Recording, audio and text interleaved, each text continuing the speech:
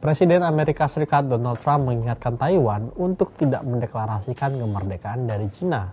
Peringatan tersebut muncul beberapa jam setelah pertemuan puncak antara Trump dengan Xi Jinping di Beijing, Cina pada Jumat 15 Mei 2026 usai.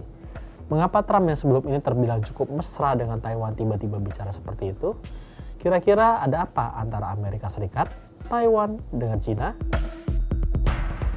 Isu Taiwan mencuat di tengah pertemuan bilateral antara Donald Trump dengan Xi Jinping. Bahkan, Xi mengawali pertemuan dengan mengingatkan Trump bahwa Taiwan merupakan isu terpenting dalam hubungan AS dan Cina.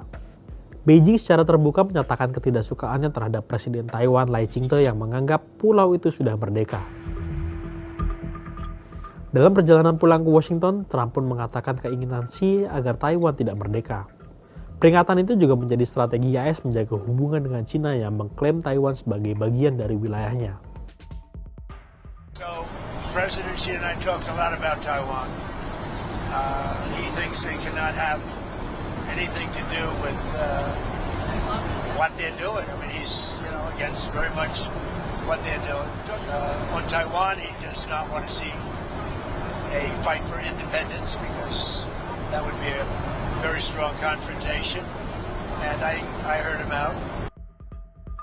Dalam pertemuan tertutup selama 2 jam itu, kantor berita Cina Xinhua menyebutkan Xi juga mengatakan kepada Trump soal resiko konflik jika isu Taiwan tidak ditangani dengan benar.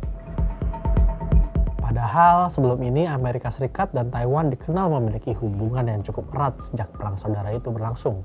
Bahkan Amerika Serikat pernah memantik amarah Cina lantaran terlihat menggunakan pendiriannya tentang kemerdekaan Taiwan.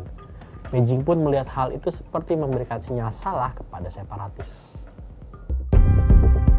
Melihat sejarahnya, Amerika Serikat pernah bertindak sebagai salah satu pendukung utama pemerintah Republik Tiongkok selama periode Perang Saudara Cina antara Partai Nasionalis atau Kuomintang dengan Partai Komunis Cina atau PKC yang berlangsung 1927 hingga 1949. Usai Perang Saudara selesai pada 1949 dan dimenangkan oleh PKC, AS menolak keras untuk mengakui atau membangun hubungan diplomatik dengan pemerintahan komunis RRT di Beijing. AS memindahkan kedutaan besarnya ke Taipei pada Desember 1949 dan terus mengakui pemerintahan ROC di Taiwan sebagai satu-satunya pemerintahan Cina yang sah. Namun pada era Perang Dingin, Amerika Serikat justru secara resmi menjalin kembali hubungan diplomatik penuh dengan Republik Rakyat Tiongkok atau RRT dan mengadopsi One China Policy. AS secara formal memutuskan hubungan diplomatik resmi dengan pemerintah Republik Cina atau ROC di Taiwan dan menutup kedutaan besarnya di sana. Meskipun hubungan formal dialihkan ke Beijing, AS tidak sepenuhnya meninggalkan Taiwan. Amerika Serikat tetap menjual persenjataan ke negara tersebut.